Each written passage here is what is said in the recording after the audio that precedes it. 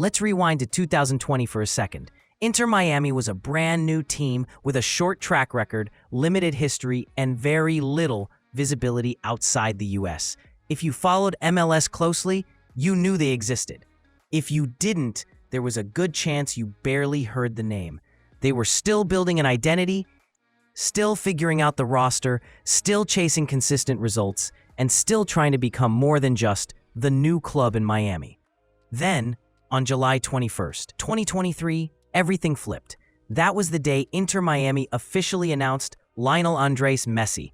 And from that moment, the club didn't just change on the field. It changed as a business, as a brand, and as a global sports product.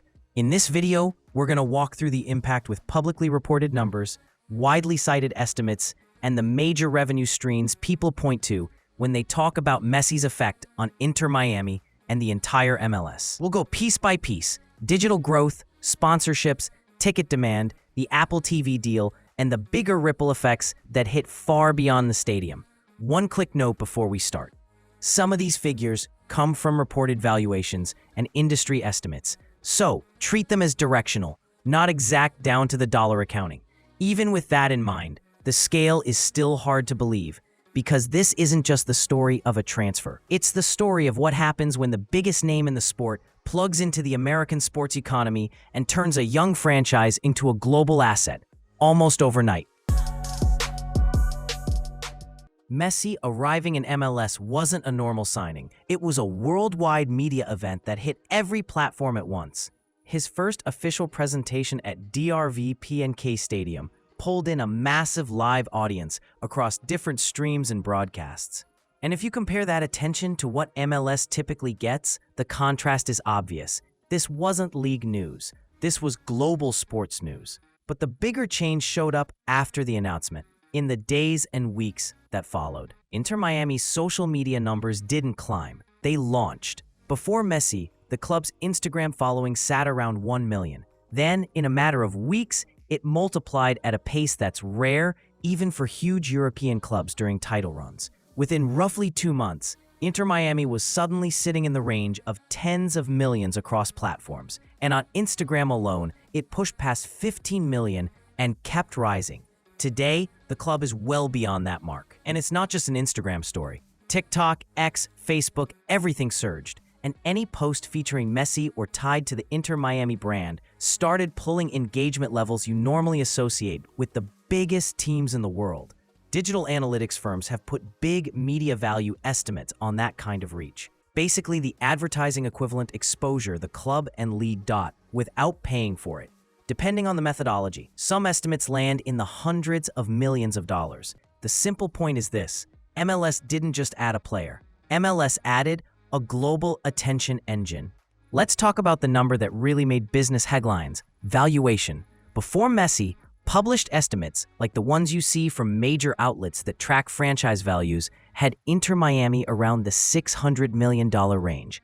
That's already a big number for a young club, but it reflected what the team was at the time: new, still developing its infrastructure, still building its fan base, and not exactly dominating the standings. After Messi, the conversation changed fast. Reported valuations and projections moved Inter Miami into the billion-dollar tier, with some estimates floating above 1.1 billion and higher depending on the source and timing.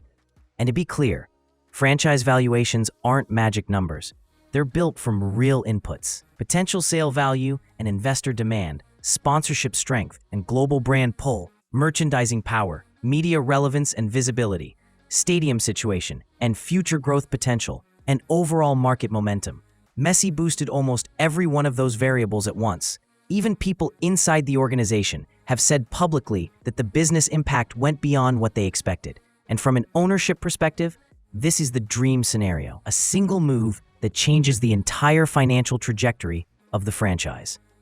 This might be the most important league-wide piece of the puzzle. MLS signed a major media deal with Apple for MLS Season Pass, a long-term package built to make every match accessible in one place. On paper, it was a bold, modern strategy: one platform, global reach, consistent distribution. But like any big media bet, it needed a catalyst. It needed a reason for casual fans to pay attention, and a reason for international fans to care. Then Messi arrived. and suddenly the product became much easier to sell. Reports around the deal have consistently highlighted a sharp jump in interest and subscriptions once Messi joined MLS. Searches for MLS and Season Pass spiked, international demand surged, and the league became a talking point in markets that typically don't follow American soccer closely. And then there's the part that makes Messi's move feel less like a contract and more like a partnership.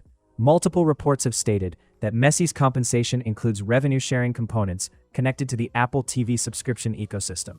In other words, his upside isn't only tied to goals, trophies, or a fixed salary. His upside is tied to the growth of the entire product.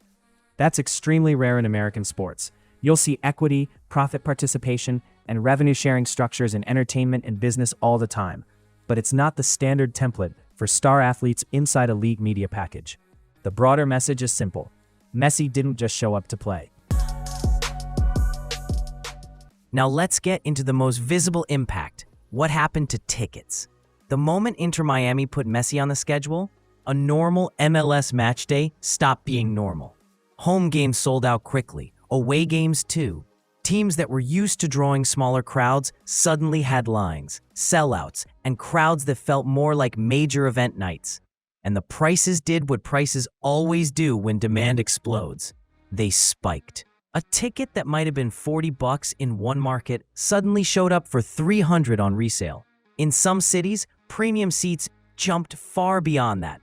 And for certain matches, debuts, rivalry games, high-profile venues, the secondary market hit numbers that looked more like playoff pricing than regular season pricing. Different estimates have floated around for total ticket-related impact, and the exact figure depends on what you count: face value, resale, club revenue, league impact, and so on.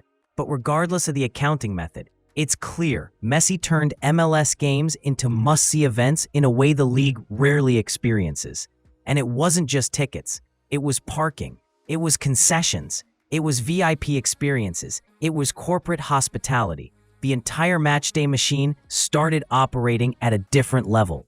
Here's the part most fans don't think about until economists start talking. When Inter Miami travels, the money doesn't stop at the stadium gates. A Messi match brings visitors, and visitors spend. People fly in, hotels fill up, restaurants get slammed, local bars and entertainment spots see a surge. Transportation spikes. Some fans turn the match into a full weekend trip. Economists call this kind of ripple a tour effect, and it's similar to what happens when major concert tours roll through a city. You're not just selling seats, you're creating a short-term tourism event. There have been independent estimates that put this broader city-level impact in the hundreds of millions across a season. The exact total is hard to pin down because it depends on assumptions and data access, but the direction is consistent. Messi's presence turned certain MLS fixtures into mini economic events for the host city. And that's why cities and clubs want these matches. It's not only about 3 points. It's about attention, tourism, and revenue flowing through the local economy. Let's talk about sponsorships and commercial growth, because this is where the Messi effect becomes extremely obvious. Before Messi, Inter Miami had partners, but it looked like what you'd expect from a young MLS club, a mix of local and regional sponsors with a few larger names. After Messi, the club became a global advertising platform. Brands that would never have looked at MLS as a priority suddenly had a reason to show up. International sponsors had a direct path to millions of fans worldwide, attached to one of the most recognizable athletes on the planet. And when that happens, sponsorship pricing changes. The value of inventory changes. The leverage in negotiations changes. Existing deals get renegotiated, new packages get created, and the club's commercial department is suddenly operating in a different universe. Some estimates have suggested that the combined value of new sponsorships plus upgraded deals lands in the hundreds of millions over time. Again, exact numbers vary, depending on the source and what's included, but the business reality is hard to dispute. Messi made Inter Miami far more valuable to advertisers.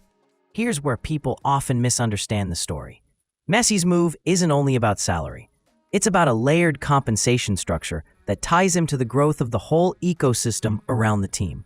As reported and widely discussed, the model includes pieces like a high base compensation level compared to typical MLS contracts, upside connected to Apple TV/ads, season pass performance, commercial and sponsorship-related participation in some form, major brand alignment through Adidas, and merchandising momentum and long-term options, including the possibility of ownership-related opportunities after playing. The key idea is this: Messi's incentives are built to align with the business explosion he creates. It's a structure that looks closer to a top-tier entertainment partnership than a traditional sports contract. So when people ask, how much did Messi generate? You'll see a lot of big totals thrown around. The usual buckets look like this: franchise value growth moving into the billion-dollar tier, media and subscription momentum tied to season pass matchday revenue increases across home and away games, city-level tourism and local spending boosts, sponsorship growth and commercial expansion, merchandise demand on a global scale, and massive media value from worldwide attention. Some combined estimates have landed north of $2 billion when all of those pieces are stacked together. Whether you agree with the exact total or not, the conclusion is consistent. The economic impact is enormous, and it happened fast. If you want the cleanest takeaway, it's this: Messi didn't just raise Inter Miami's ceiling. He raised the league's visibility, credibility, and business potential in a way MLS has been chasing for decades. Messi doesn't only change what happens on the pitch, he changes what happens around the pitch. The branding, the media demand, the sponsorship market, the ticket economy, and the way MLS is positioned globally. Inter Miami went from a new team in a crowded sports market to one of the most recognizable soccer brands on the planet. MLS went from a league people respected but didn't always prioritize to a league that suddenly became part of global sports conversation. And the business world saw something very clear. A single athlete placed in the right environment can move markets fast. That's the real Messi story in the US. If you want more breakdowns like this on the biggest stories in world soccer and the business behind them, you'll find them right here on Football Frenzy. Thanks for watching, and I'll see you in the next one.